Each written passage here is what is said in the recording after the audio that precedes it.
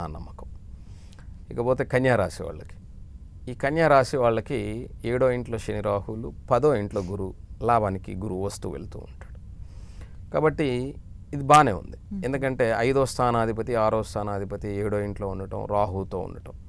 అయితే ఇక్కడ ఏమవుతుందంటే శని రాహువుల యొక్క కలయిక సప్తమ స్థానంలో ఉండటం వల్ల, సప్తమంలో శని రాహువులు మంచివాళ్ళు కాదు, కానీ కన్యా రాశికి మిత్రులు వాళ్ళిద్దరు.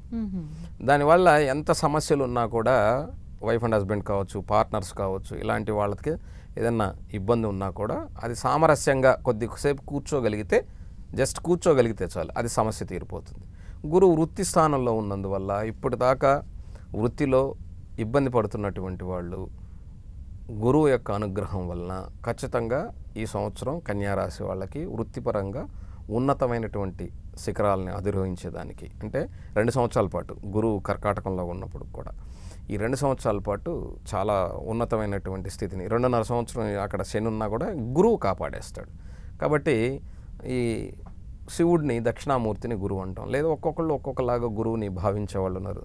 బాబాని గురువు అనుకునే వాళ్ళు ఉన్నారు, షిరిడి సాయిబాబాని, అలాగే వాళ్ళ గురువుల్ని గురువు అనుకునే వాళ్ళు ఉన్నారు. ఆ గురు సేవ అనేటువంటిది, ఇప్పుడు నాకు ఒక గురువు ఉంటారు, అలాగా వారిని మనం తప్పకుండా ప్రతిరోజు స్మరించడం ద్వారా, మనకు గురు అనుగ్రహం ద్వారా శని అంటే కన్యారాశికి మిత్రుడై ఉండటం ద్వారా ఆయన దృష్టి కన్యారాశి మీద ఉన్నప్పటికీ కూడా ఎందుకంటే రాహుకి కన్యారాశి స్వస్థానంగా చెప్పబడుతుంది కాబట్టి ఈ శని రాహుల యొక్క దృష్టి దాని మీద ఉన్నప్పటికీ కూడా గొప్ప సత్ఫలితాలే వచ్చేదానికి అవకాశం ఉంది. భయపడాల్సిన అవసరం లేదు.